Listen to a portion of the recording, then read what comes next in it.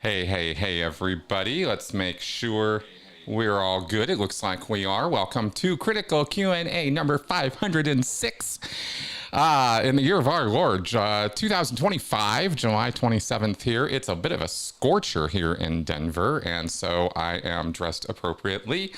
I've reworked my uh, wardrobe to be more, I call it my Magnum PI wardrobe. And this shirt especially just brings back all those memories. Let's go ahead and get the Q&A box set up before I forget. Please put your questions here. So if you have anything you have to ask me, or you want me to pontificate about, oh my God, have you come to the right place? I am Mr. Pontification. Actually in a really good mood today, and I hope y'all are too. Because we're going to have a show. Let's go ahead and have everybody come on board here, and let's go right to the Benson Cam. Actually, let's go ahead and go over here, and let's throw up my little puppy. This was just literally 10 minutes ago. I took this video. He is certainly right now a little shagged out from a prolonged bark. Yeah, he does this, and this is his afternoon mode after he's had his very, very exciting morning walk and outside time and barking time and all of that. He got a little sick yesterday, actually. Poor little tyke. I think he ate something out back. He is one of these doggies who will go out and eat mushrooms and grass and various things in the backyard just because it's there. I really don't quite understand what that's all about. We go so out of our way to try to keep him well fed, and snacks all day and this kind of thing. There I am giving him a little pet. But he just, he's just kind of that way. Anyway, let's go back over here now. That our little Benson Cam for the week. He's just such a little cutie, and you can see he got his hair cut. All of his little hairs cut, and also somebody out there very generously sent me a dog clipper, like a real one, like a real pro one. So I'm hoping that I will be able to give him a trim myself once he starts fluffing out, so that we don't have him become a full-on, fluff monster with all of his with all of his fur and shag and everything that he develops. I mean, after a month, he looks like a little Ewok. And it's just the cutest little thing. I mean, it just is so cute. But I imagine in this heat, it's probably not super fun for him. I don't know. He's so keen to go outside and have outside time. You'd think that a little Shih Tzu would be mostly an indoor dog, and we do keep him indoors most of the time, but boy, he likes to go outside in the back and just spend hours out there. Mel got him a little pool, a little kiddie pool, and he oddly only really likes to do that at night, which is kind of weird. I think. But anyway, just a little Benson update for you. I thought before we got into, I see questions coming into the box here, which is awesome. I thought before we got into it today, I would give you guys a little, I don't know, I think I talked about this, but just for the format of this Q&A show and for people who see it on the replay or whatever, I thought I would describe a little bit about the experience I had. Was it last weekend? Was it 2 weekends ago? Geez, when was it that, I think it was last weekend, that I went out to LA. Yeah, it was. And it feels like sometimes time, anyway, it just feels like a lifetime ago. But last weekend, I went out to Los Angeles for the weekend, and I shot a Jubilee production. Was part of a production by that company, Jubilee, who has a YouTube channel that does pretty wild content. And we did a show. The format of the show is called Middleground, and there were 4 of us ex-Scientologists, and there were 4 ex-JWs. And we talked. And we had it was at this studio in Canoga Park, and we were there for about 4 hours. And we had a number of, I'm just going to tell you all about it. I didn't sign anything that says I can't. And we were out there, we had prompts that were given to us. We'd sort of be divided up, and we weren't supposed to really be chitter-chattering or talking, before or during the show. They wanted our reactions, very spontaneously to the various prompts and questions that they were throwing out for us. And the idea of Middle Ground is to take opposing or maybe semi-opposing groups of people and have them talk based on these prompts or agreements or things you'd agree with, things you wouldn't agree with. Like, for example, and I don't think this was one of them, but like as an example, like, do you, the prompt might be, my cult is the worst cult that's ever existed. That was not one of the ones, but something like that. And if you agree, you would step forward, and from the 2 sides, we would sit down and start talking. And then the people who disagreed would come in and have their say, and you'd have back and forth on this. And we had, I mean, it really should have been called Common Ground, because as you guys know, I was a little surprised. Maybe I shouldn't be, but when I started thinking about it, I realized that there's really not a lot of YouTube videos or commentary out there that directly compares and contrasts different cults.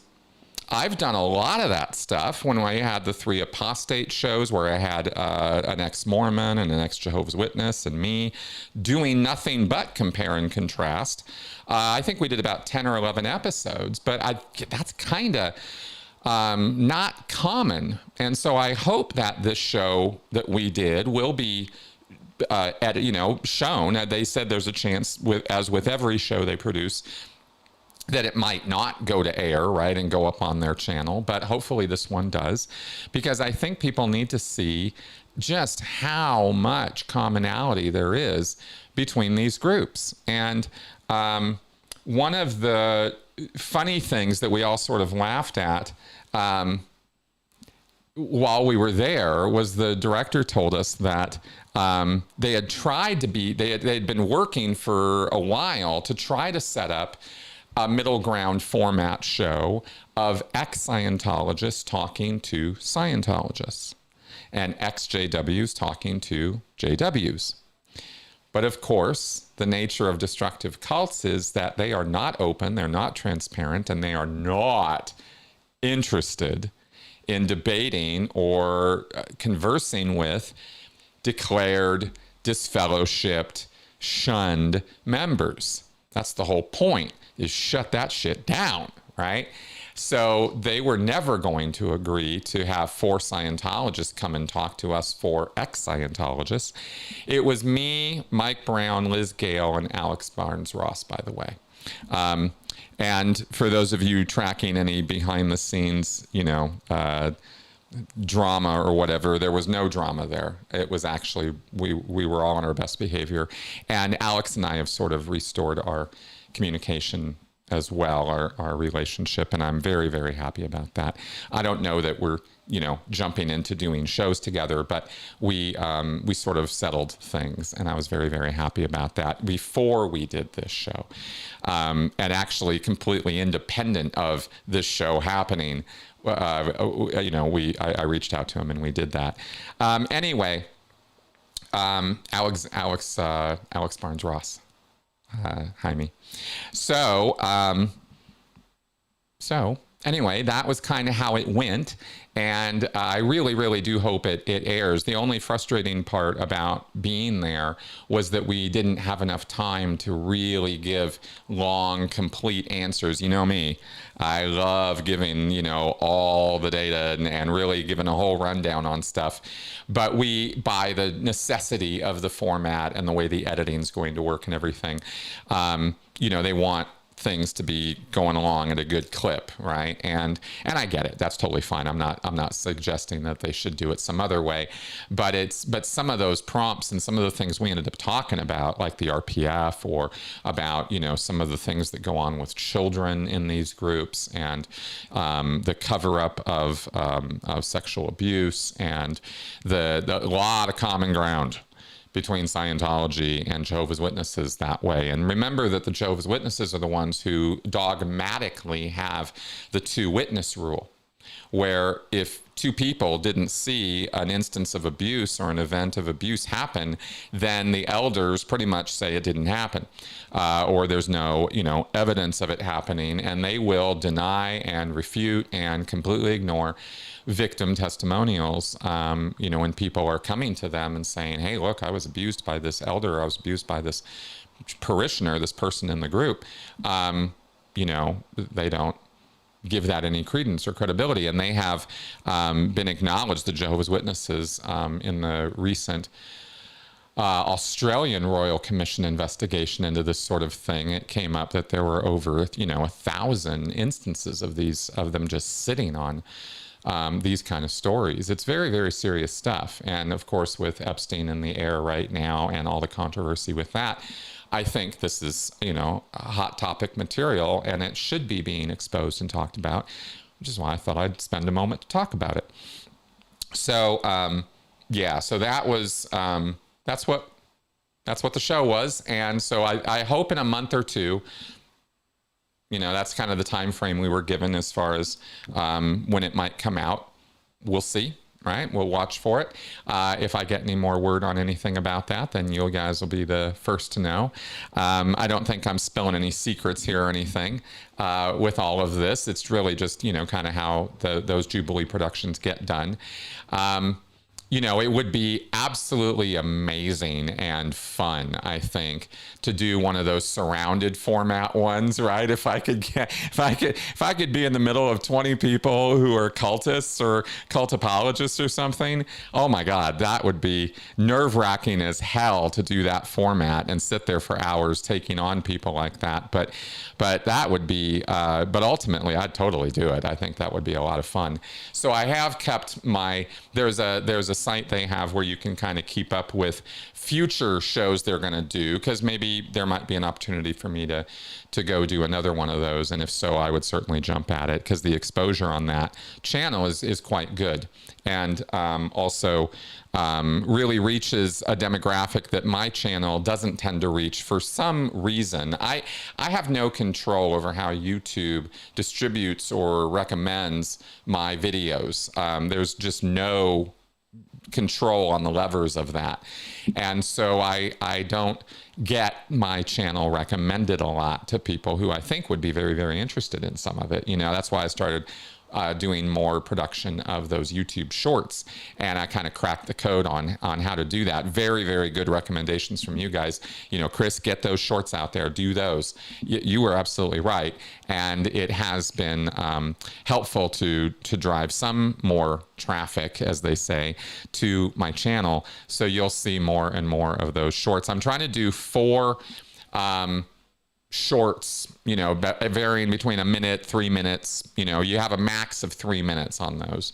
And I'm trying to clip out little bits from, maybe 4 of them from each Q&A show and the podcast that I do.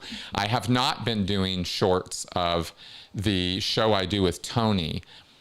And maybe I should clip some of those out as well. Speaking of, Tony's out on vacation right now. And so he is not going to be available to film with me this week. So I'm going to do the Straight Up and Vertical show solo this week and give that a go. I'm going to select out clips or stories Tony's posted over the last 2 weeks, since we didn't do one last week. I did not want to go 2 weeks without a straight up and vertical show being done. So I'll just be selecting out, the highlights from the last 2 weeks as I see them, like I always do. And so anyway, you'll get that this week, tomorrow as well. Anyway, yeah, so maybe I should start doing some clippies from that. All right, so I see lots of questions coming in, so let's go ahead and get to those. Give me 1 second.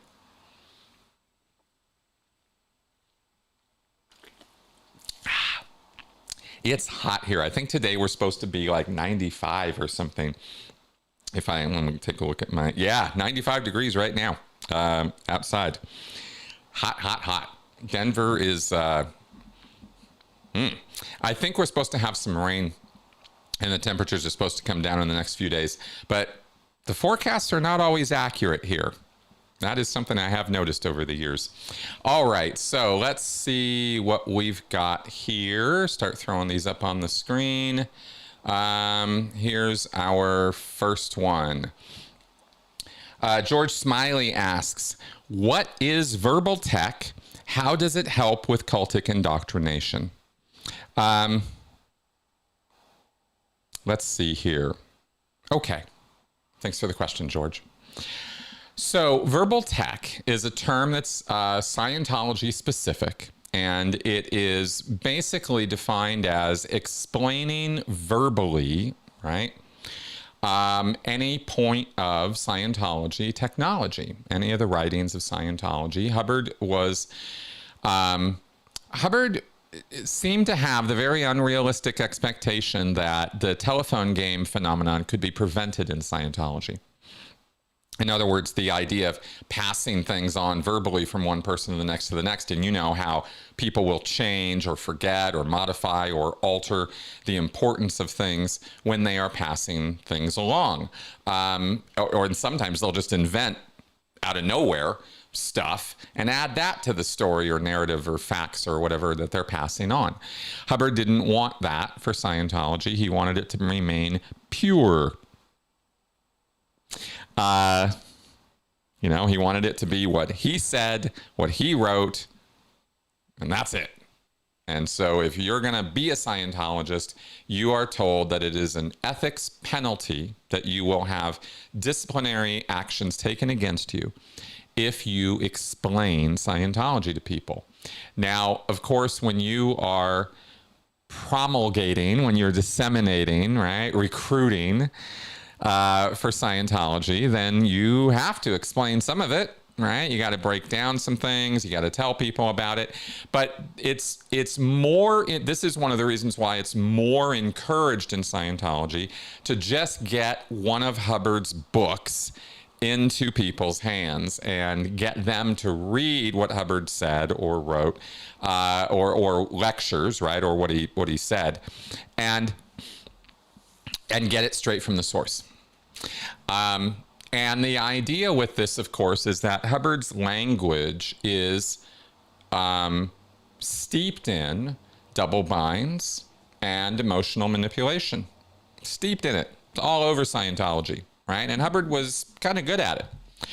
That's why Scientology is still a thing, is because Hubbard was good at his job when it came to throwing people curves and explaining things in a way that would leave mysteries, question marks. And that will stick people to a thing, because they want to keep finding out. Like, what does he mean by this? What's he talking about, right? Keep going. Now, it doesn't work universally, of course. Some people just go, this is gobbledygook, and they throw the book across the room and don't want to have anything to do with it anymore. Especially in these days of short attention span theater, people, barely pick up books in some quarters. But that's why Scientology's gone audiovisual, and Miscavige has created all these touch screens and trying to get people to pick it up quickly and stuff like that. But anyway, the point with verbal tech in terms of how it helps with cult indoctrination is it's the same indoctrination. Everybody gets it, whether Hubbard's alive or dead, whether he's there or not. The word, so to speak, is passed on purely, without changes. And that means that it's going to be as effective as Hubbard is as effective at his mind-numbing nonsense. So that's kind of how I see it, simply how it relates. Yeah, I think I'd kind of put it that way. And there are penalties for this, by the way. If you're like, as a course room supervisor, one of the roles I had in Scientology was to be in the teaching position where I was supervising classrooms. And of course, they don't call it classrooms, they call it a course room, because Scientology has courses of study, not classes. It's all this little twisty language. It's kind of like moving to another country. It's like, when you go to England and it's not a trunk, it's a boot. And you're not having French fries, you're having chips. It's all these little language things that he gets you with. Anyway, so in that position as a course room supervisor, this was especially important for me on my job to watch out for and stamp on any verbal tech and not engage in it myself. It was never my job as a supervisor to explain Scientology. And anytime somebody had a confusion or question, sometimes it was real tempting to just go, oh, well, it's just da-da-da. But I wasn't supposed to do that, right? And so, but then at the same... Well, that's kind of a different thing, so I don't have to get into that. So anyway, yeah. So that's, So that's what I'll say in terms of answering that one without dragging it out. Let us move on. Xyan asks, did you do anything fun during your visit to LA last week? Yes, I did. The video shoot was on Sunday, and I went out there on Saturday, and early Saturday morning. So I got to spend some real quality time with Leah. And I also hung out with a couple other folks who I don't know that they want it known that I was hanging out with them. So I'm not going to say who, but I was hanging out with certainly with Alex and with a couple other people. And we had some dinner and hung out and had some chatting and had a great time. So Saturday was a lot of fun. LA is California. I am so glad I don't live there anymore. And especially Los Angeles. It smells a little bit out there. It's kind of like when I went out to Brooklyn, it was like, oh my God, this place kind of smells. Like Denver is, I'm spoiled out here. I will just say that. I'm not gonna, trash California or trash LA all day here, but LAX is not a pleasant place. But the people I got to hang out with were. Very, very much so. And it was really, really fun to talk with Leah and have some time with her at her place. And get a little, Uber tour of LA, from one end to the other, as far as that goes. That was kind of fun. I did not go out to the base, the complex. Had no interest in doing that and didn't really have time for it. So didn't do that. I just wanted to kind of go and do the shoot. And it was, took a few walks around over in the Canoga Park area. Not exactly a super scenic place, to be honest with you, but it was nice to walk around and get some space and stuff as well. So I had some fun out there. That was basically about the way the trip went, and then came back Sunday night. So, all right, let's move on here. Xyan also asks, did you enjoy this season's first episode of South Park? I have enjoyed the descriptions of it. I haven't watched it yet. Just haven't really felt compelled to. I binged like 18 seasons of South Park in a very short period of time. And many, many years ago, I did that. And I kind of got my fill of it. Like I watched so much of it, and it's a great show. It's one of the best shows I think I could ever recommend to people for critical thinking, for how to take things that society or culture, just gloms onto and give it a nice big critical thinking twist and sort of zing it back at you like, oh yeah, you think that's what this is? Well, what about this, or look at it this way. And I think Trey and Matt are amazing at that, and the writers of the show, right? But anyway, I did enjoy the fact that it has created so much stir, and that South Park's getting some more attention again. Good on them. And what they had to say, of course, was completely awesome and totally up South Park's alley in lambasting Trump. I will say, just to say it out loud, just because it's worth saying, that sometimes, this has happened to me a couple times in the last few weeks. There have been a few days where I've spent a little too much time on social media, right? And you can kind of feel it when you're starting to get that malaise, apathy kind of feeling that it's all hopeless and useless and why do I bother, right? Had one of those days this week. And it really is just taking in too much concentrated social media that can create that with me, maybe with you too. But I had to step back for a second, and I'm sure you guys can relate, and just see the absurdity, the absolute ridiculousness of the timeline we are in right now, where President, micro ego, has to have the White House issue a formal press release about a cartoon. Because at the end of the day, that's what South Park is. It's satirical comedy. And we're so degraded, so low rent, so low class now. The people who occupy the White House are so wrapped up in their own egos and self-importance that we have to get official press releases about a cartoon, or about culture war stuff. And I know why Trump does it. It's because that's how he got into the White House. He rode the wave of culture war rage. And America's, since you brought it up, America's really lost its goddamn mind when it comes to culture wars on the left and the right. Both sides equally. I'm sick of both of them. I went pretty left for a while on the idea of human rights and civil rights and the need to defend those for minority groups, and that's very, very valid, and I don't regret any of that. But the culture war, the cultural civil war that this country has been fighting, has now led us in a very, very substantial way to the situation that we're in right now. And I regret contributing to that. I don't regret, having views that support human rights for everybody.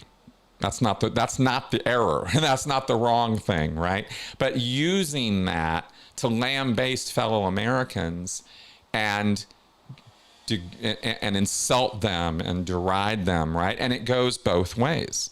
And it's very frustrating once you kind of remove yourself from that nonsense to see how we can be our own worst enemy in so many ways on the left, and have been in creating this culture war that Trump was able to take all that rage of all those years of insults and nonsense, I'll say, right?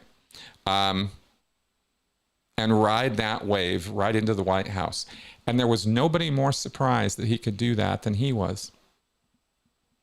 Which is one of the reasons why he holds his own followers in such contempt. He laughs at them. He thinks they're ridiculous people.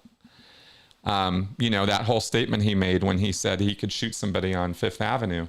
Yeah, I do need to watch it. You're right. I am going to watch it. So I'm talking about all this stuff, but I am going to watch the episode, and then I might have more for you guys. But anyway, I'm just going to say this is that he laughs at them. He thinks they're ridiculous people, for supporting somebody like him. He knows what he is. Donald Trump doesn't have any illusions about who he is. He knows, as awful as that sounds, it's true. And I think he was just as amazed. You know, I think that statement about the shooting people on Fifth Avenue, I think that was him kind of coming to the realization that that is a truth, right? Like, oh my God, I could do this. And they'd let me. Like, wow, you know? So anyway, enough about that. But Angry Chode, what do you think about LARPing and cosplay? Oh, hey, what movie do you think is overrated? What is your experience with the Purification Rundown? Is it a required part of Scientology? Is it dangerous? Okay, great. Chode medley here. Here we go. So, good questions. Let me pontificate. Let me share some opinions with you. LARPing and cosplay. Okay, so I grew up playing Dungeons and Dragons back when it was still in its infancy. I learned the game when I was like 10 or 11 years old. Yeah, I'm trying to think, maybe 9 years old. Like, I learned it early. And that's a role-playing game that you play around the kitchen table, right? Or in your friend's room. We didn't have game rooms. You know, we just played at the kitchen table, right? And as kids, we would then go play dress up in the backyard and, you know, LARP, which stands for live action role playing. So it's really just dressing up and acting out your, you know, D&D gaming or fantasies or whatever, right? And, you know, and we would mock battles and fights and stuff like that. And it was just kids play, and it was fun. Did that a few times. And you can get full on into it, right? Where you're taking on a role of somebody that you would sit at the kitchen table and role play a monk or a cleric or a magic user or something, right? Or a fighter. Well, you can go out in real life and get with some people and go out in the forest or go to a park or something and play dress up and you know, and this is cosplay and LARPing. Cosplay, I guess, is more kind of just the costuming of it. I guess that's where cosplay comes from, is like costume playing, and it's similar but not exactly the same. I understand LARPing to be like you really get into the role and really act it out and stuff, whereas cosplay is just kind of more playing dress up and admiring each other's outfits and stuff like that, say at gaming conventions or you know, Comic-Con, stuff like that. People like to really get into the role, and some people really get into it. I mean, they make it a whole hobby. They design and build these costumes. I've seen an Iron Man outfit that was like, damn, dude, like it looked like a full-on Iron Man suit of armor this guy was wearing. I've seen guys, of course, actually dress up in suits of armor too, or chainmail that they make themselves. You know, they'll take the metal and make it round and put it all together, or sew their own clothes and stuff. And it's you know, I don't begrudge people their hobbies and their fun. It is fun, and so that's what I think about that. What movie do you think is overrated? I'll tell you the one that just came to mind right away for me, and I'm not going to go on a big roll about it. I'll just say this and move on. But I thought Barbie was overrated. I did. I thought it was a little heavy-handed. In fact, I thought it was very heavy-handed in its messaging, and I thought that it was poorly written. And I'm sure I'll get hate for that, but that's all I'm going to say about it. What is your experience with the Purification Rundown? Is it a required part of Scientology? Is it dangerous? Okay, my experience is actually I'm pretty steeped in the Purification Rundown, because not only have I done it in Scientology, the Purification Rundown is Scientology's drug detox program. And the idea is that you have drugs, lead, toxins, you know, chemicals in your body, and by going into a sauna for 5 hours at a stretch with breaks, you're going to sweat those toxins out of your body. Okay, so from professional medical biochemists and chemical folks and doctors, this has been debunked as complete and utter nonsense. In terms of detox, sweating is the least efficient, least best way, right? Worst way to try to get toxins or chemicals out of your body. That's not really the function of sweating compared to, say, what your internal organs, I think the liver and kidney and this whole system that inside of you is built to detoxify your body. And the fact that the cells in our body die off and are replaced on a regular basis throughout our body is also part of our body's natural organic detoxification cycle. You don't have to go into a sauna and pretend you're sweating all of this stuff out and think that you're doing something helpful to your body. Saunaing and sweating can be for short bursts, right? For general, kind of health, cleanliness kind of functions. There is a utility to it. What is it? The Swiss who are really into that, or the Norwegians or something. There's some Europeans who love sauna. They make it part of their daily, weekly life. And fine, they're not trying to do what Scientology is trying to do with it. They're kind of, that's a cultural thing, and I don't have a problem with that. I'm not saying that going into a sauna is dangerous. What I'm saying is that the way Scientology does it is. And in terms of answering, is it dangerous? Yes, it is, because it's too much. Almost everything in Scientology, as a general rule, you can actually get away with saying this. Almost every single little kernel of something decent or good in Scientology is taken to such an extreme in terms of the length of time it's done or the intensity with which it's done, that it becomes toxic and dangerous. You can have almost any substance, little tiny bit of it, but if you take too much, it becomes poison. Well, that's Scientology, right? You can take little tiny bits of communication or affinity or emotional regulation, and then you take it to the extreme that Scientology calls normal, and it's toxic, absolutely toxic for you. And the Purification Rundown is a great example of that. Because you're taking mega doses of vitamins and supplements that you don't need and should not be being taken in order to keep up with, the reason you're having to take all those supplements is to keep up with how much niacin you're being given, so as to produce the niacin flush reaction, which Hubbard completely misinterprets as radiation being run out of your body.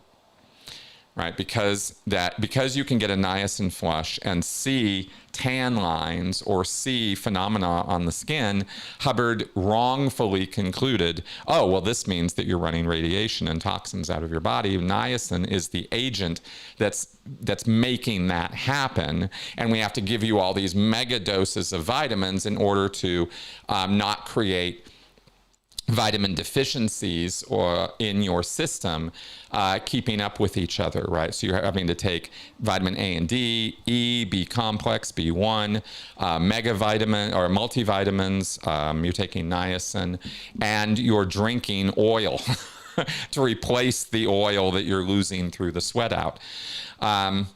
This is all just a toxic stew of nonsense. It's pseudoscientific, pseudo-medical bullshit. And it's very dangerous for people. And people have suffered heat exhaustion, heat stroke, and worse.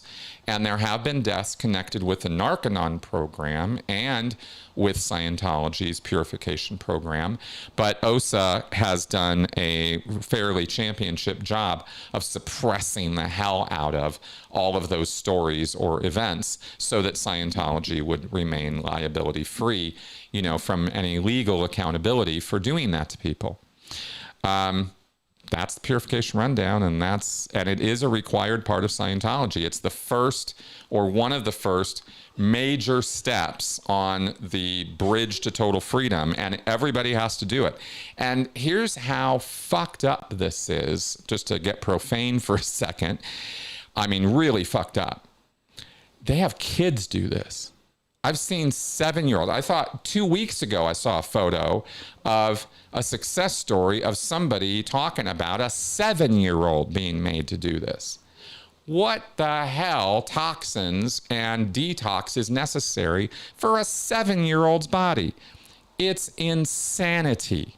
It's pure insanity. And there are people in Scientology who buy into this whole pseudoscience rigmarole that I just explained to you and will do it on their own bat repeatedly or get ordered to do it again. There were people who were professional painters or people who work with chemicals, and they would every couple years just go and do another purification rundown.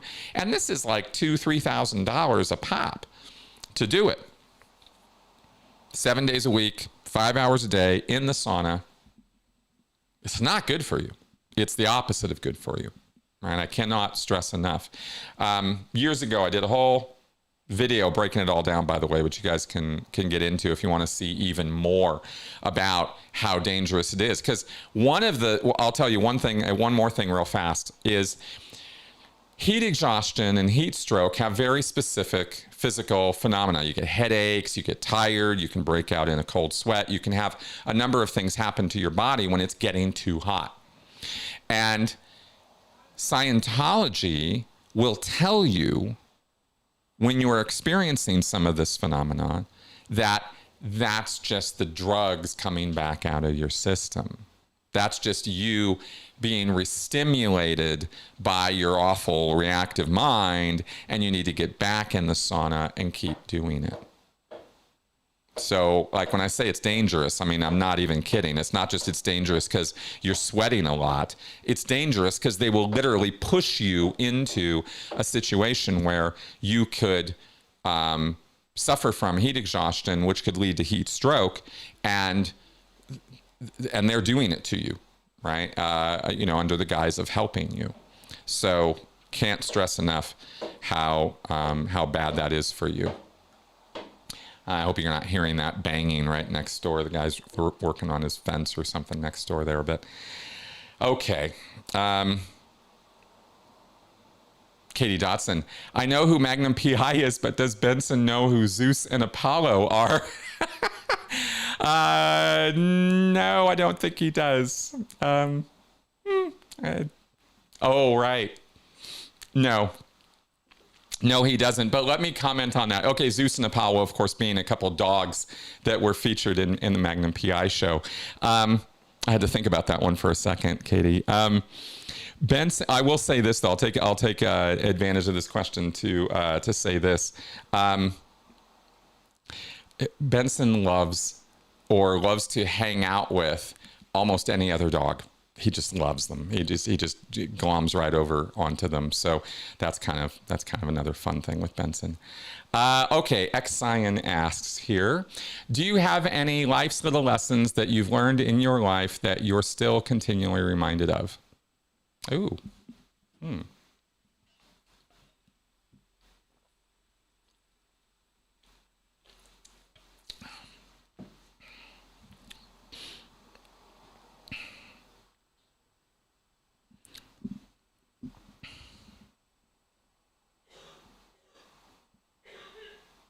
Let me think about that for a second.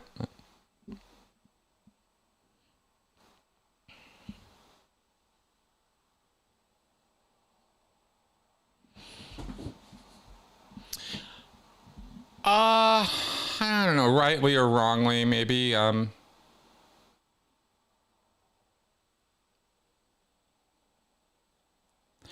It constantly impresses itself upon me with people and myself that we are so steeped in our emotional needs and our emotional reactions. And we take those things as truth, as objective reality. And we're so silly. We're so silly that way. I'm constantly being reminded of that. I think of it as a life major lesson, not a little one, but you pass it on as best you can to people.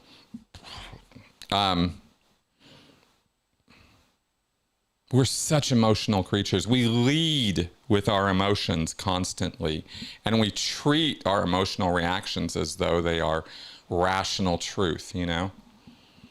In arguments we have, in conclusions we make, you know, had a conversation with someone the other day, and they said they were so upset about this thing that had happened to them, some bad news that they'd gotten. And they were just like, you know, and my life's a failure, and I'm not going to amount to anything, and why bother? And this wasn't me. This was somebody else. But it was kind of one of those kind of things where they were just like so doubling and tripling down on how awful everything is. And it was all based in these emotional reactions to this bad news. That they were coming to all these really negative conclusions. And the next day, you know, the next day, within 24 hours, turns out that bad news wasn't actually true. The exact opposite was true. And it wasn't going to be a burden put on their shoulders. It was actually something beneficial was going to happen to them. And, you know, of course, all that negativity and all those negative conclusions and everything, you know, build up over time. But in this particular case, thankfully, right, it was so night and day that, you know, it all just kind of dissipated and, oh, hey, good news after all, right? It's the exact opposite of all this horribleness I thought it was. And I just thought, man, if there was, wouldn't it be awesome, I guess, where I'm coming from on it is, wouldn't it be awesome if we could just kind of take out that need to go to those dark places so quickly? Wouldn't that be great if we somehow could avoid that, you know, or not do that to ourselves? I've even got a little Post-it note for myself: no negative self-talk. If I don't write it down on Post-it notes around here, you know, I don't remember things. And yeah, anyway, I think that's one of those things that it means a lot to me. I'm really steeped in this whole emotion thing with people. And so I guess that's why I bring it up and think about it a lot. So that's what comes to mind in answering this. There's probably about a billion other life's little lessons that I'm not thinking of right now, but that's what comes to mind. So, hey, hun. Hey. Are you interested in the Switch 2? I am, but not at the current price point. When there's more games available, I'll pick one up used. Yeah, I would probably approach it that way myself also. I'm not interested right now in the Switch 2. I have been doing mostly PC gaming and PlayStation. I play on PlayStation 4 some games every now and again. You know, I like to go shoot Nazis. There's this game called Sniper Elite. Sniper Elite, just I don't know if you guys care about this at all, so I'm not going to go on a big roll about it, but it's just Sniper Elite 4. Awesome. Best version of that game ever. For whatever reason, gaming companies, Blizzard and Rebellion and these companies, they from one version of the game to the next, they will make massive changes, not only in the environment of the game or the campaign they give you, or the way the enemies fight, or, you know, improve the AI or whatever, but they will change. Oh, this is such a pet peeve for me. They will change the what the buttons do on the controllers. And you can't, between Sniper Elite 4 and 5, you can't remap them so that you can go back to the old way, right? You know, you get so used to, you play like, you know, hundreds of hours of a game, and then a new edition comes out and they've switched it up where you not only have to do all this weird stuff to do the same things, but you can't do what you used to be able to do. I don't know why they do that. It drives me absolutely batty. I can't play Sniper Elite 5 for that reason. And I don't think I'm a weirdo. I just want consistency, and I want to be able to play my games the way I want. You know, it's so annoying. You gaming people, companies, not people, but the companies. Anyway, I play a lot of games on my PC through Steam. So I'm actually more interested in getting a Steam Deck than I am in getting a Switch 2. Because Switch 2 is, of course, are Nintendo, and they're exclusively Nintendo, and you'd have to jailbreak them or do some crazy stuff to them in order to make them not that way, and I'm never going to do that. So I've got my Switch, and I'm pretty happy with it. And mostly what I do use the Switch for is playing little games or Stardew Valley. Love Stardew Valley. But I would love to get my hands on a Steam Deck. That would be the deck that I'd be interested in more than a Switch 2.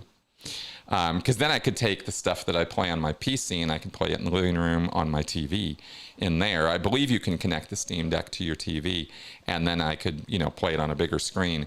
I play a lot of this game, I think I've mentioned to you guys before, called Age of Wonders 4, and it's sort of a fantasy combat land resource game, and I love it. I'm kind of in the mode of it. I've played it for hundreds of hours, and I'm just barely getting decent at it. So long way to go. A lot of potential varieties of gameplay you can do with that one. So I really enjoy that one. All right. Young Matador asks, hey, Chris, do you think the Church of Scientology was aware of the FBI raids in '77 ahead of time? No, absolutely not. There's no way they were aware of it ahead of time. Mark Headley was told by SO workers this was true, but Tony Ortega thinks this is a Sea Org boast. What's your opinion? Yeah, my opinion is absolutely no way. No, they had no heads up on that at all. Because if they had, they would have been full-blown shredding parties or massive efforts taken to remove all those file cabinets of evidence that the FBI, rolled out of Pac Base and other places they raided. I think they were also involved up in Canada, and I think there was some UK activity of some kind, if I remember right. But certainly when the Los Angeles Sea Org base was raided, they had no idea that was coming. I don't know, maybe there could have been a 10-minute heads up or something, but as far as like night before or weeks in advance or something, nah, no way. Because they would have acted differently.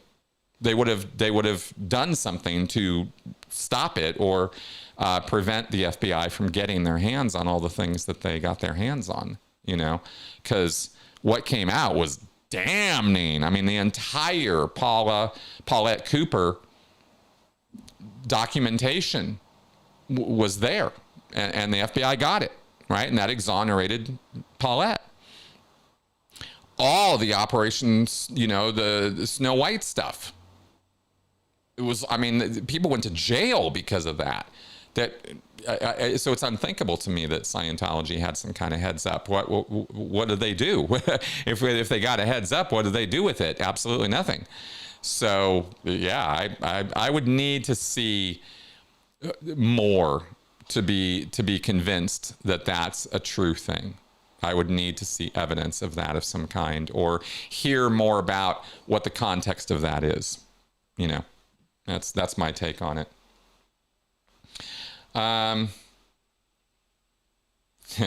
I love your comments here, guys, on the gaming stuff. All right, X-Cyan. During your last live chat, you answered some questions. I asked about anonymous postings about our current administration. Yep, yeah, I remember that. You said anonymous is not the same as it was. Care to expound? Oh, yeah, sure. Yeah, it's just generational. Anonymous used to be a group of people who are no longer anonymous. They moved on.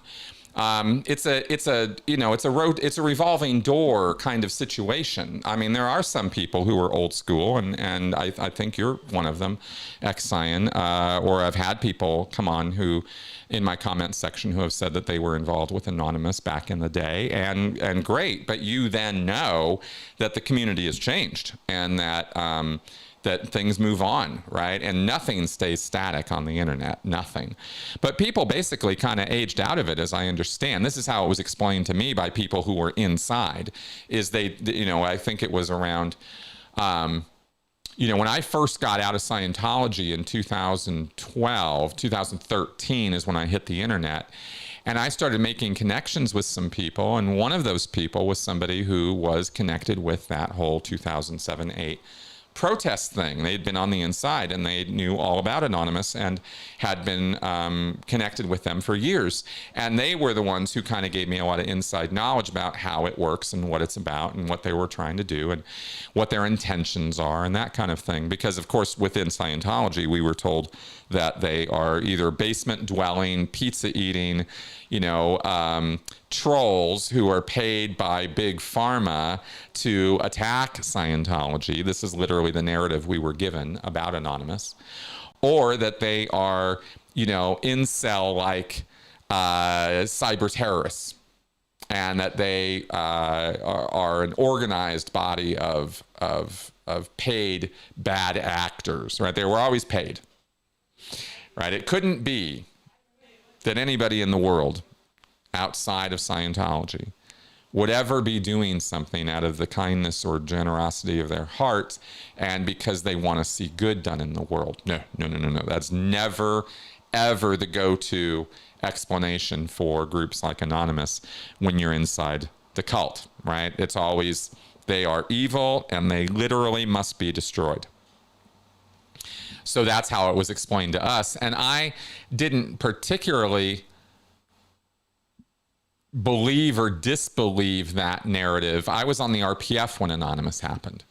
So I was very disaffected with Scientology when those protests were occurring because I was literally in Scientology prison. And I saw the protests go around the PAC base a couple times and I just kind of thought, okay, whatever. I wasn't on their side, but I wasn't buying into all of Scientology's OSA bullshit about Anonymous either.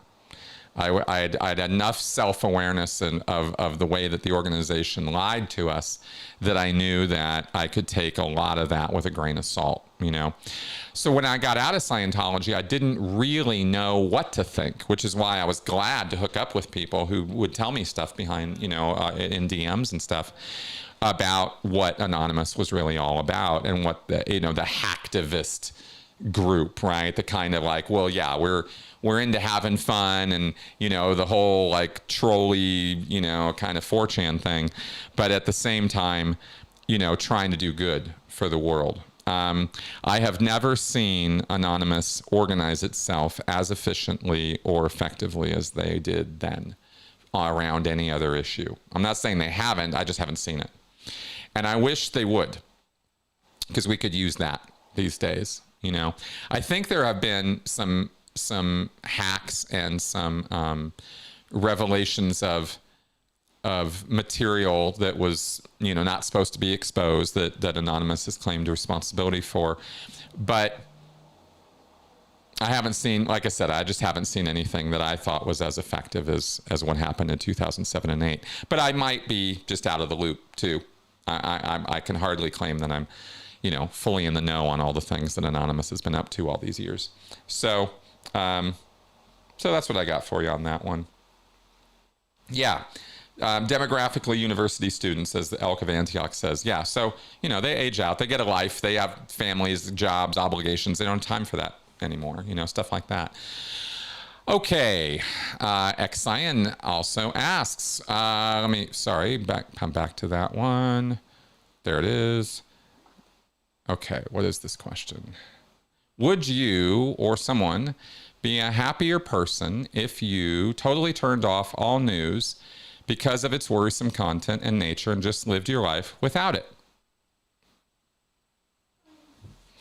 Yes, you would be happier. If happiness is your goal, staying away from the news is probably a good idea. There is the problem of needing to stay informed about what's going on in the world. But if you take a break, like a real break, weeks away from it all, right? Just hit the eject button for a while. Take a month. That's enough time to really break the habit, for most people at least, of daily, waking up in the morning and or eating your lunch at work, right? Or because I will include in this answer social media as well as news media. Maybe I shouldn't conflate them. You're asking about the news. A lot of people, I can't not conflate them though, because so many of us get our news from social media. We're not watching CNN. We're not particularly watching CNBC. We're watching clips on TikTok or on Blue Sky or on Facebook. And we don't go to the actual source of it all the time. Then there are those of you who do. I haven't watched network news, as they used to call it, right? Or a news program or the nightly news in a very long time. If I want to get a full story on something, I'll go deep dive on it, or I'll, get my news those ways. I mean, I do read some New York Times stuff because I'm on their email list, so I see some of the stuff that comes out daily on the New York Times. But I don't really like the New York Times a whole lot. But it's not all bad or all good. It's a nuanced, spectrum thing, like all things in the world really are. So where I was trying to go with that is by taking a break from it for a good long period of time to break the habit of doom scrolling and break the habit of feeling so glum and so like down about everything going on in the world, it gives you more time to connect with the real world around you. Maybe you could substitute with that time going out and taking a walk every day. I love taking my dog for a walk because it gets me out of the goddamn house for a good little period of time every day. And I get some exercise and stuff like that. But I also get to literally talk to my neighbors. When they're out watering their lawn or hanging out or whatever, it's, hey, man, what's going on? And maybe a little conversation, or other people are walking their dogs and we get to talk. You fill that time with something that's a little bit more real and a little bit more constructive for yourself. And you can come to a place where you realize how unnecessary it is that you be in the loop on all of these goofy things that are going on in the world that don't have anything to do with you at all. Or have things to do with you in very, very downstream ways. It's not that the Ukraine-Russian conflict doesn't have anything to do with us. It has a lot to do with us in a downstream way. Keeping track of it on a day-to-day, you will lose the downstream perspective. You will lose the bigger picture perspective because you get so focused in on the day-to-day details. And I think that that's where we get a bit of an obsessive, unhealthy relationship with news. When we're trying to follow events or reporting of events that are happening, states or countries away from us. Why? What are you trying to do, right? You're not there. You can't be there. And what's happening there has no immediate direct effect on you. So what are you doing? You're just causing yourself needless amounts of stress, anxiety, and worry for no reason. Because news isn't entertainment. It's not drama. But I think it gets conflated with it because of the rise of the last couple, last 20, 30 years of reality TV. We conflate reality and entertainment. I think it was one of the biggest mistakes ever to turn reality TV into a thing. Documentaries are great. Reality TV sucks ass. And it's all not reality TV anyway. It's scripted bullshit. So it's just more bullshit, but it's given this veneer of reality. And it messes with our heads because then we conflate that with news, which is supposed to be factual.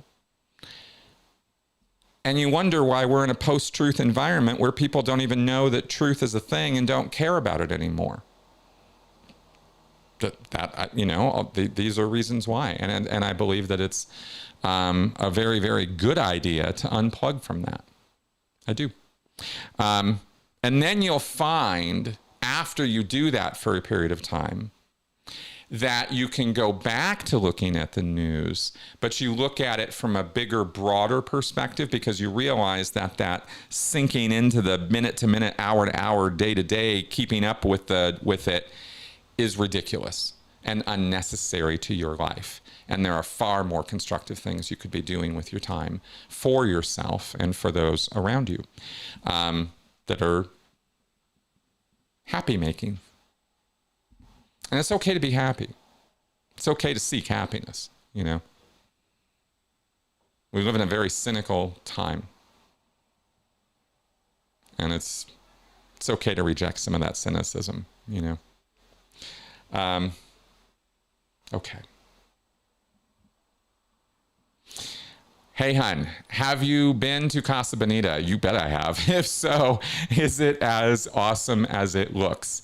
It is now. I mean, I've been to the old version of Casa Bonita and the new Trey and Matt owned and revamped Casa Bonita. So I've had both. And old time Casa Bonita was a unique experience. I went to twice, once with my mom and once with some friends. And the food,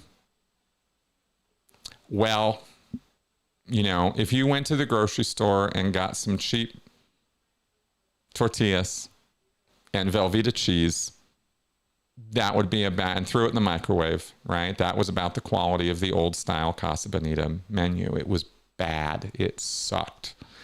But the sopapillas were good. And they overcharged you for it, right? It was, you know, these are the meals and you got to pay X amount to get in. And so you're like, okay. Now, after the upgrade, very different. The menu is, the food is worth eating. They got drinks, right? They've refurbished everything. The cliff divers are fun to watch. You know, it's not, you know, I'm not exactly, oh, come on. How am I?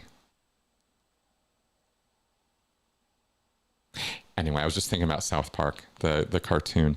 Casa Bonita, Casa Bonita. You know, that's not how I get about going to Casa Bonita. I'll be okay with not going there again. If I don't, you know, if I never go there again, it won't be any vacuum in my life. But it is worth going to. And if you come to Denver to visit, it's definitely something you should put on your itinerary, because it is a unique to Denver experience. There's nowhere else in the world where you're going to have a Casa Bonita. And it's just kind of one of those things. Just like you should go up to Estes Park and, you know, you should see the Stanley Hotel, you know, which inspired The Shining, right? Inspired Stephen King to write The Shining. You should go see that, right? And you should go to Pikes Peak and you should go up to the top, because there are very few places you can go that are as high as Pikes Peak, and the view is unbelievable. You know, I mean, there's definitely fun, good things to do here in Denver, and Casa Bonita is one of them. So there's my unpaid for commercial for that one. That's it. Cartman. I was trying to remember Cartman's name. Don't you hate it when you have those little memory blips? I hate that. Cartman. Yes. Casa Bonita. That's what got me excited. It was when I was binging South Park, and I was actually really glad when I was doing that, you know, 18 season binge of South Park, that I lived in Denver, because I was like, wait a minute, this place is real, isn't it? I was looking it up going, wait a minute, this is a real restaurant. And that's when we first went. I was like, I want to go to this place. What's up with the cliff divers? And you know, Mel was like, oh yeah, let's go. You'll love it, you know? So that's my Casa Bonita story. All right, George Smiley. Do you think that non-English speaking Scientologists have a different experience than native speakers? Oh, yes, I know they do. I don't know how you would be able to fully translate Hubbard's crazy pants prose. Yeah, okay, let's talk about this for a minute. The experience is different. I have trained, you know, sat as a classroom supervisor. I have trained people from all over the world Europeans, Hispanics, people from all of the countries in South America, Africans, Chinese, Japanese, Vietnamese. I've trained people, right, taught Scientology to, people of all these different persuasions, all of whom had different levels and skills with the English language. So, it's an experience trying to get Scientology across to those people, because Hubbard is really keen to use, again, I hope the noise over there isn't too distracting here. Hubbard is really, really keen with his idioms. There's tons and tons and tons of idiomatic expressions and phrases and cultural references all throughout Scientology's materials. And foreign, speakers don't pick up on idioms. That's one of the hardest things to get translated into for a foreign experience. Probably now, with the AI translations and the volume of translations that have been done by humans over time, these things probably aren't the barrier to entry that they used to be in the 1980s and 90s when I was training people. So it's probably an easier experience now. Also, remember that Hubbard is the most translated author in the world, has Guinness World Records on that, because Scientology did go so far out of its way, starting in the 1990s, to engage in real big organized translation efforts to get Hubbard's words into other languages. And the method of doing that is not as clever as it sounds. I thought this was actually pretty cool when I was in Scientology as a methodology of translating Hubbard's materials. And it was to take the English version and have the translator translate it into their language, and then have another translator translate it back into English and compare the two. And that's how you would know if you did an accurate translation or not. Well, that sounds awesome if you're a Scientologist and you don't know anything about translating stuff. But apparently, professional translators have told me, yeah, that sounds great, but that's not necessarily how this work gets done, nor how it should be. Again, because of those idioms and various phrases and the way languages work and the way grammar changes up and the way other things are done, it's not necessarily ideal that that formula be done that way. But I think that was Hubbard's brainchild. At least that's where it comes from. If somebody told him, "Hey, Ron, this is a great way to do it. Let's do it this way," that could have been how he had that idea also. But yeah, they've translated the dictionaries. I believe they have.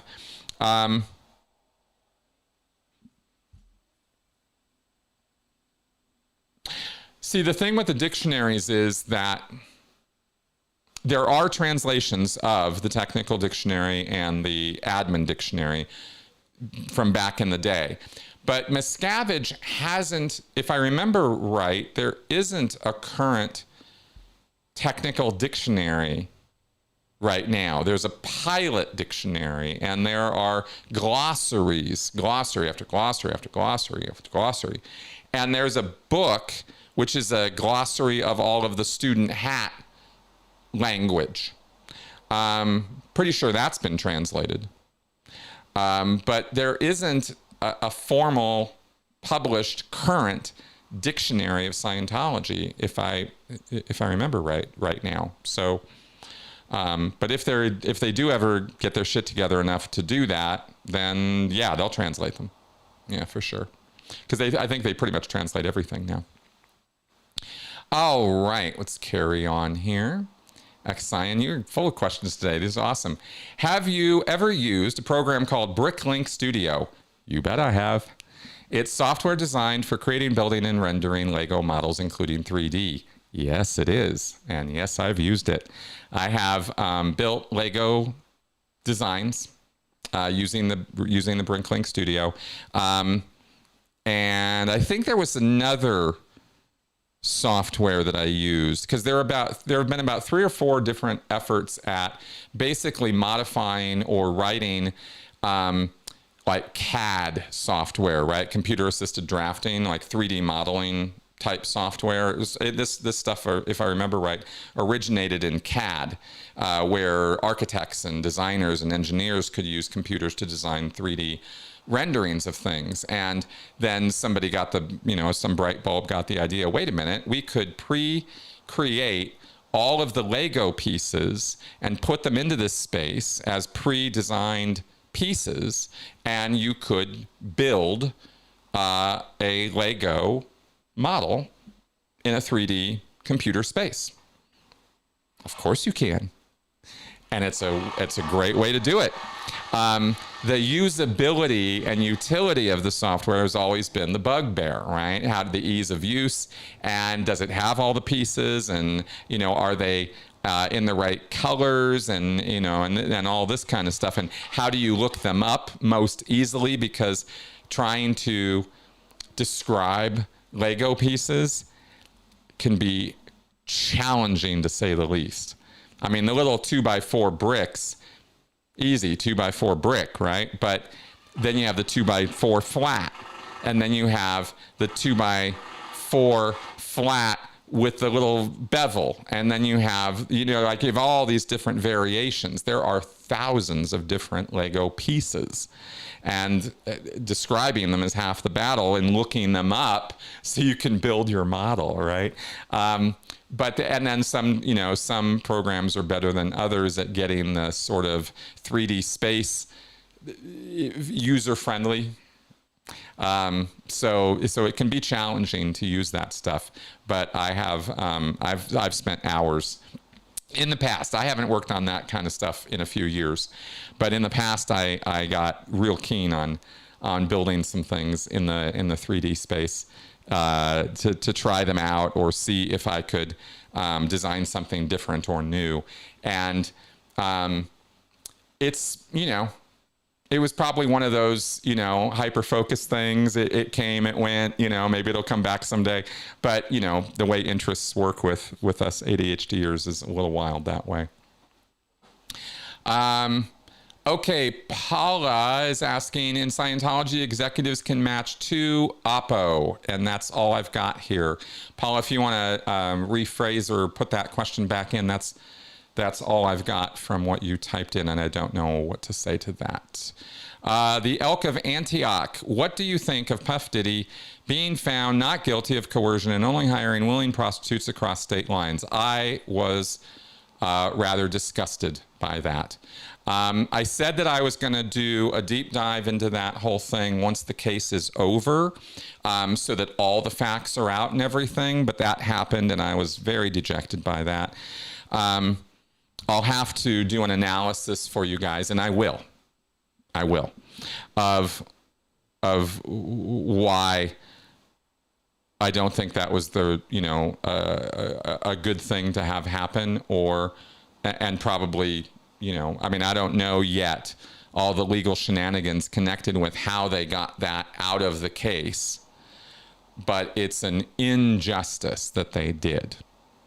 Witness testimony that I'm familiar with, and the narratives of what that man did were absolutely, clouds are in the sky, the moon comes up at night, and P. Diddy coerced people. Like, these are all factual statements, right? You know what I mean? Like, it's just so there as truth.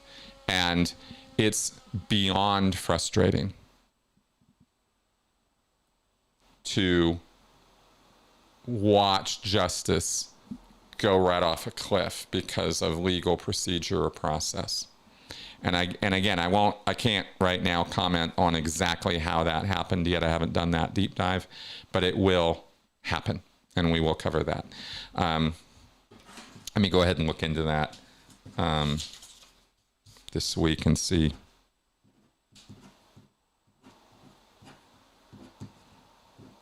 See where that stands, and see if some analysis might be due now, or if I should give it a little bit more time. But yeah, we'll talk about that. let me say more broadly, since we're on the topic and it deserves to be talked about.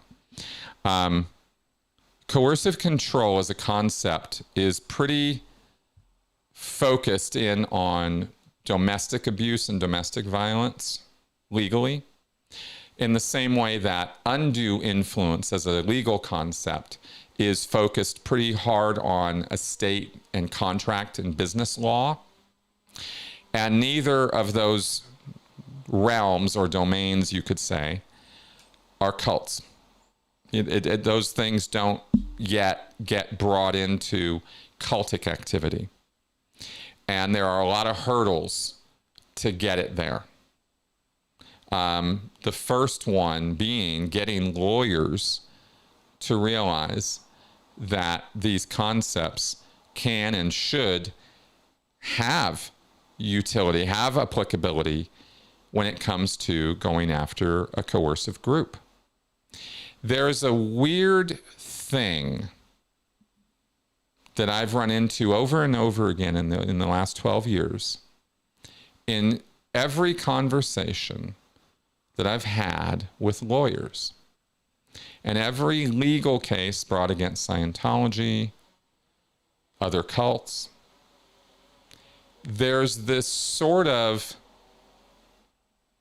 I'm going to be critical of the lawyer profession as a class right now, because I don't know, not being a lawyer, how they're taught to think about the law.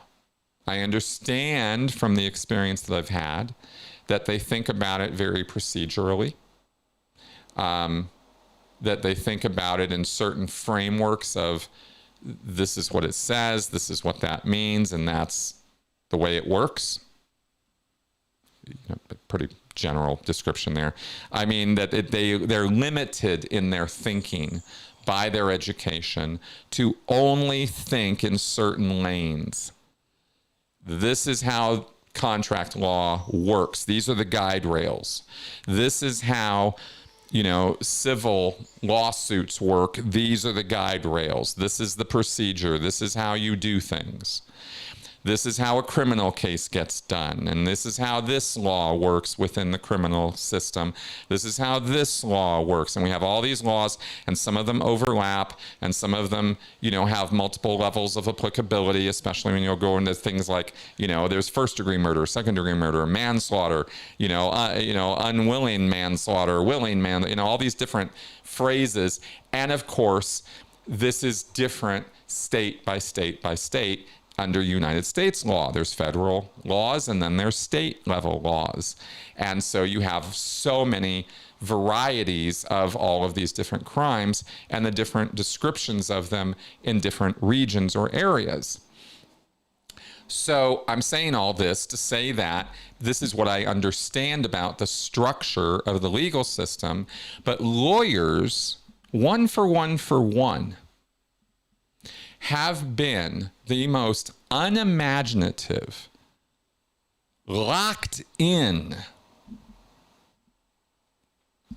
kind of people that I've ever dealt with or heard about other people dealing with, to the point of kind of sometimes imbecility. Very smart people. You can't get through law school and be an idiot. I just don't think it's possible. I mean, I don't know, Michael Cohen did it, but, it just doesn't seem like a very easy task to get through law school and pass the bar. So generally speaking, there is, the cost of entry is some intelligence, some ability to connect dots, some ability to think through things, right? Think through sequences of events. But then when they graduate or they become practicing lawyers, they're like locked in. And they refuse to try to color outside the lines or think about things outside of this very narrow way that they think about stuff. And you try to bring something like coercive control into this. And I've run into a few instances of this now, where you try to sit a lawyer down and go, okay, So we've got this law, and it says repeating pattern of behavior, abusive, controlling, right? Social media control, financial control, psychological abuse, gaslighting, all these different things that fall under this description or this sphere of behavior that is called coercive control. And you go, okay, so in the domestic sphere, a husband can do this to his wife, a wife can do this to the husband, the parents can do this to kids, vice versa. I mean, there's different ways this can manifest. And they go, yes, yes, yes, yes, yes. And then you go, okay, now the Church of Scientology does this, and suddenly you're talking to a stone wall. Suddenly, no, that's not what this is. That's not coercion. That's not, nope. And they're shutting you down. And they can't see it. I've run into this with some journalists too, whose names I won't name. But it's very frustrating. And, and coercive control is, one of the few areas that I really understand and know all about. And trying to get it across to these people, it's not my inability to explain it. They just won't get it. It's really frustrating, because that's the first barrier, because the lawyers won't even take on the case, much less bring those arguments, because they can't seem to get their head around it. And I don't understand why. I really don't understand that world well enough to explain that. But it's frustrating. It's very frustrating. And that everything I just said may have something to do with, Diddy and this prosecution. Maybe not. But it is something I've noticed over and over again. So I thought I would throw it out there. All right. Noam saying, have you seen those talking buttons videos of dogs? Some say it's pseudoscience. You think Benson would learn to hammer a treat button? I've not seen these videos, Noam saying, so I'm not sure what you're referring to. Let me see if I can find something that might show this to me really quickly. Talking, dog training. The basic premise of buttons is not really fundamentally different from things like dogs understanding verbal cues. Okay, I guess this is some dog training thing. My talking dog uses buttons to communicate. Okay, talking dog buttons are a hoax. Okay, just reading through some Reddit threads here. I taught my dog to talk through buttons, and now I wish I hadn't. Oh boy. Okay, I don't know what that is, but it sounds ridiculous.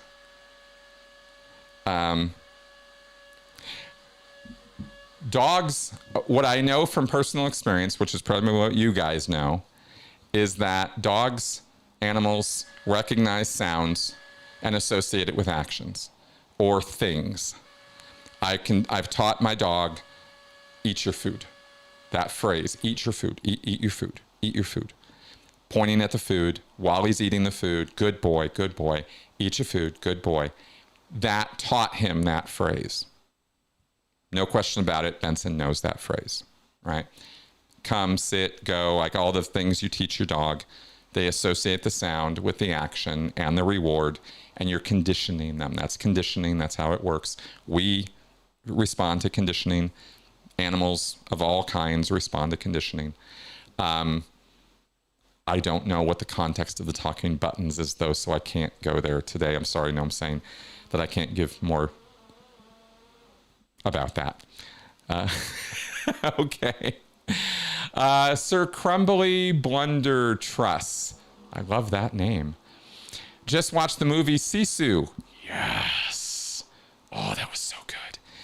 And can thoroughly recommend for anyone dealing with an administrative infestation of authoritarians. What are you watching for entertainment or educating at the minute? Oh, thanks for asking me this, because it gives me a chance to talk about Andor. Oh, do I love this show. I know you guys, I know some of you have been like, I told you to watch that show. You were absolutely right. Absolutely right. I wish I had not delayed in watching Andor. We just finished season 1 2 days ago. We're going to start season 2 probably today or tomorrow. I already know that after season 2's over, I'm going to be like, oh, why can't there be more? I will say that I was shocked. I was comparing notes with a friend of mine, and he said that he was absolutely blown away that Disney allowed that show to be made. And I agree, because it is so not a Disney production. Somehow it slipped through the cracks.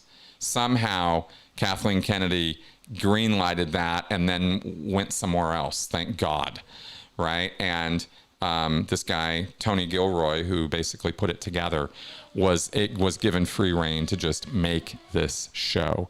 And I have seen very few things in a Star Wars context, much less, that goes gritty and hardcore in the attitudes and the emotions and the toll that is taken on people who create rebellion, who decide, okay, we need to do something different here, and push back against authoritarianism. And every human society has done it.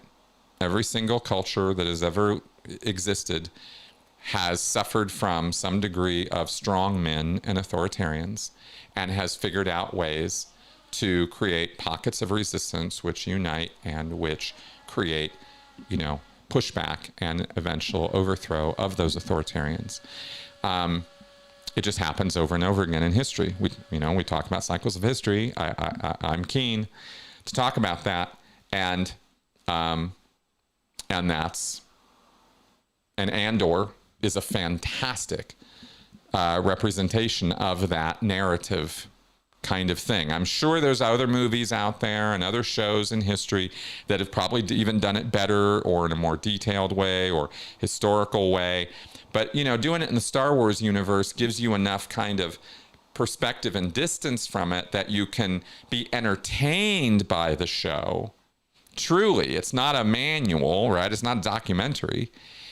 And so you have that distance and perspective, and you have these dramatic character arcs with the people in it that are the most realistic depiction of humanity and human attitudes and issues and problems and emotions connected with the difficulty of coming out of denial, coming out of apathy, coming up to a place of not only being upset or complaining, but realizing there is no other choice. You have to step up and push back. You have to do something about this, because you can't run anywhere to avoid it. I love the fact that that was a key plot point in season 1, that you can try to run and you can try to hide, but when you're dealing with actual empire, authoritarian level, systemic, institutionalized authoritarianism, like is represented by the Galactic Empire, you can't run away from that. And if you as an individual think you can, good luck. We tried to tell you, when they come for you and nobody's there to support you or help you, we tried, I mean, it's kind of in there. It's in the mix of the narrative, and I really appreciated that. So I'll definitely 10 stars, right? 2 thumbs up. Watch it. It's really, really good. So that's something I'm watching that I'm really, really enjoying. The other thing, I'm on a completely lighter and much separate note, and something that's a lot of fun for me, is I just finished watching the first 4 seasons of Guy Fieri's Tournament of Champions, which is a cooking competition amongst some of the best of cooks and executive chefs and people who know what they're doing, know their way around a kitchen, and then being judged by, the Meryl Streep level, you know, like people who are at the top of their game in terms of creating food for people. Because I like cooking and I like learning about techniques and building flavors, and this show, more so than watching a lot of the Gordon Ramsay competitions, this one gets a lot more into them talking about the craft of cooking and the different styles of it, but mostly the craft of it, which is what I'm watching it for. I'm watching because I want to get tips and tricks and knowledge and fundamentals, not just hacks, but, you know, fundamental information about how to build flavor and how to make sauces and how to do this and how to do that. And it's been a real education and entertaining at the same time. So, so if you haven't, if you're into that kind of stuff at all, Tournament of Champions is a fun one to watch. I found myself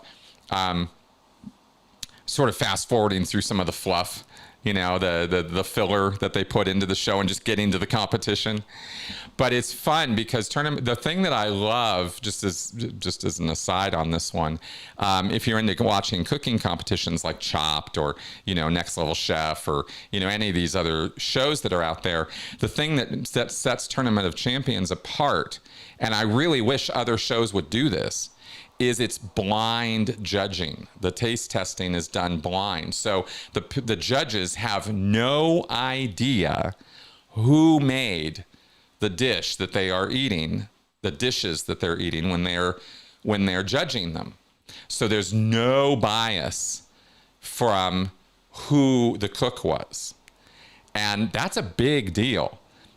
Because bias, of course, when you're judging, especially something subjective like, you know, food and flavor and cooking, you can judge certainly objectively on technique and on style issues within guidelines, but ultimately flavor and taste is pretty subjective, right? And so removing the bias of who the cook is, what their background is, you know, whether they're a man or a woman, all of that gets removed from the judging.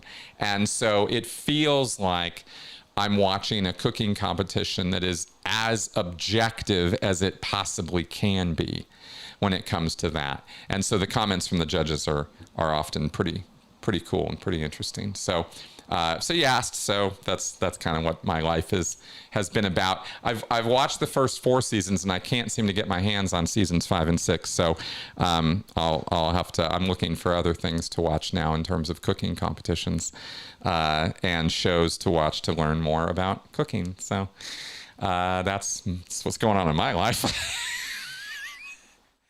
All right, Jeremy Dixon, do you have any thoughts on the full self-driving in the Tesla and their fleet of driverless rideshare in Austin? Yeah.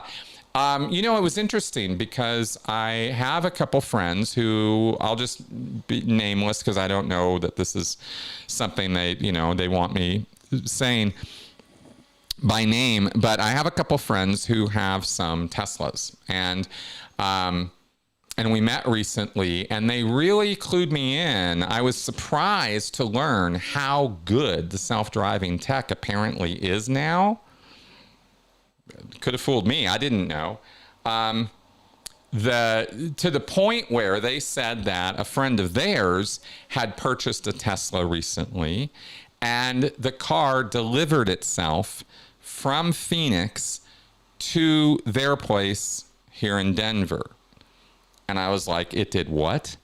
I had no idea it was that good, that it could drive itself from the factory to your house. You know, like, wow. When I went out to LA, I was in 2 Uber rides that were Teslas. And the drivers were not in self-driving mode, but I got to see the display of the screen and the radar or cameras or whatever, and all the cars around us and the situation around the car. And I was kind of staring at it like, wow, how good is this? And I was looking around and it was very good. You know, it was a good digital approximation of the space we were really in the real world. I don't know or have commentary, because I'm not in any position to judge the different ways that the industry is approaching self-driving and object recognition and the rules of the road and all of that. I'm not in any technical place where I understand enough about the different ways that that gets done. I think one of Tesla's weaknesses is its battery system. I understand that they went all in on a battery system that is going to remain expensive forever. So, so that's probably a mark against the long-term viability of Tesla's. The fact that it's run by this kind of psycho guy, Elon Musk, is also, kind of a mark against Tesla as a company, but not its tech. Yeah. So my thoughts on it are, I would not be comfortable yet being driven around in a driverless vehicle. I would not do that. I also hesitate to be in a Tesla because of the way that the systems lock you in. And if the car breaks down or has an electrical issue of some kind, you could be trapped in the car. And that concerns me, especially in accident situations. That concerns me a lot. So I don't like being in a Tesla. I didn't really have a choice when the Uber ride showed up. That's what it was, right? And I didn't think to tell it not to, but I was nervous about that aspect of it, right? I've heard a few stories about people being locked into those things, and of course, Cybertrucks are, regardless of how good the tech is, Cybertrucks are just, pieces of shit. So I would not get into a Cybertruck, even if it showed up as an Uber. I'd be like, nope, cancel. I'm getting something else. I will never get into a Cybertruck, but full driverless technology may be closer than I imagined it was. And I find that very, very interesting, because it's going to change things radically if that actually comes into bloom in our country. And it could be a fantastic way of reducing the number of cars on the road too, if we could somehow switch over to mass transit, that way, if it could be done. But everything in this country is capital first, money first, shareholder profit first. So I don't see altruistic or community centric people first initiatives moving forward with any of these companies. It's just not the structure of our society to think or act that way. So I'm not hopeful for a brighter, better future because of driverless tech. But that's more of a systemic issue in my mind than it is the tech of driverless cars. I think there's more there than I realized. And getting that whole briefing on it just within the last, month was illuminating. It's like, wow. So yeah, those are some of my thoughts about it. Yeah, there might be manual ways to open the doors, but it's not apparent how to do it. I sat in the Tesla trying to figure it out. It's not apparent or obvious, right? I can see why people get trapped in those things. And that's a concern. It's a valid, legit concern. So it needs to be dealt with. So yeah. And then the human intervention, I'm sure it does. I doubt that this tech is going to be anything approximating perfect, for a very, very long time. Again, systemically, we have systemic issues that I think are behind that, more so than I doubt the ability of programmers or engineers to do their job. It's not them I'm most worried about. It's the other layers of these companies and how they push product to market before it has been thoroughly tested and thoroughly, use case scenarios run through, like every single thing that it could ever possibly go wrong. Let's do that 10,000 times over before we put these things on the road. That doesn't seem to be the standard by which these guys are operating. So, because it's all about shareholder profit. And that's a problem with the system. So anyway, those are some of those thoughts that I have about that. And it looks like those are all the questions in the question queue for today. Unless you want to throw some up in the next minute or two, I think I'm going to start wrapping up.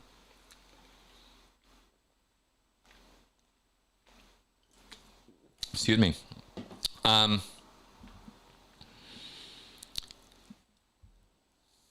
am looking at I want to this week, maybe Wednesday or Thursday, probably Wednesday, maybe not till Thursday. I want to do live with you guys about an OSA operation back in the day that's been referred to as Bloody Butt. We talked about this a few weeks ago, and I have it on my queue as one of the next things to get to. I also owe you guys a breakdown on, some of a video on how I think we kind of got here politically, ideologically, nationwide, America. How did it devolve into the democratic decline that we're experiencing now? Have some ideas and stuff I want to talk about with that. I don't know. I'm starting to doubt. Maybe this is a good thing. Maybe it's not. You guys, I don't know. You guys let me know. I'm starting to doubt the efficacy of me talking about politics at all. I know that, when you present yourself as a cult-related channel to talk about cult stuff, it jars and upsets people to talk about politics, even though I've made the case over and over and over again that these two things are hand in hand. I mean, they're not separate things at all, especially now. But it jars people and it makes them upset. And I feel like I am maybe not doing the right thing or something if I talk about that stuff. Y'all know how I feel about it. And certainly some of the things that I've said. I think I have valuable things to contribute, but I don't know. It just seems like the more I do, the less viewers I get, and the further down the YouTube algorithm I go. And I don't know if that has anything to do with why that's happening, or if it's something else entirely. I don't know. It doesn't make any sense to me. But anyway, but that is something I said I would do, that I'm interested in doing, but it's not exactly, cult content. So maybe I should just kind of skip it and figure out some other cult stuff to talk about, I don't know. Okay, cool. Thanks for your feedback, guys. Yeah, okay. Okay, cool. Yeah. Good stuff. So we'll figure it out. Thank you very much for your viewership, by the way, and your support and everything you guys are doing here, showing up and being interested in what I have to say. I love it. Please share my work out there. It helps. Please please comment. Let me know what you think. Let me know what you want me to talk about. Your ideas fuel me and give me sometimes have been really, really good ideas. Sometimes y'all throw stuff at me that I'm like, thank you very much for that. I gotta be honest. But sometimes you guys throw me ideas that are just like, oh my God, I wish I'd thought of that. That's great. And I will run with it, So feel free to do that. It might result in a great show. And I also, let me also throw out before we wrap up, I hope you guys are keeping up with my Speaking of Cults podcast, because the last 2 weeks I have talked with cult survivors from non-Scientology related Christian cults, actually. One of them, a Mormon fundamentalist, a woman who grew up in fucking Mexico at some Mormon camp down there, some town that these wacko fundamentalist Mormon guys came up with, and she escaped with like 8 kids. on her own. I mean, it was crazy, a crazy story with a really great ending. And last week, yesterday, I posted another podcast with a guy, Ewan White, who grew up in a Christian nationalist group called Community of Jesus up in Cape Cod, and he ended up at a boarding school that those people bought called Grenville College, and it was horrible. I mean, it was just it was the most abusive nonsense ever. And this was a Christian, and get this is a Christian nationalist group put together by a couple women who were lesbians, keeping it under the wraps. Like, what? He was saying this stuff. I was like, are you kidding me right now? Really wild stuff. So I hope you guys will check out my Speaking of Cults podcast. Even when it's not about Scientology stuff, it's still like, it's all about culty stuff, and the stories are worth hearing, and worth knowing about. So yes, and I will do a live stream of me playing Doom. All right, good. All right, guys, thanks for your feedback on that stuff. Really appreciate it. And on that happy note, I'll see you guys soon. Bye-bye.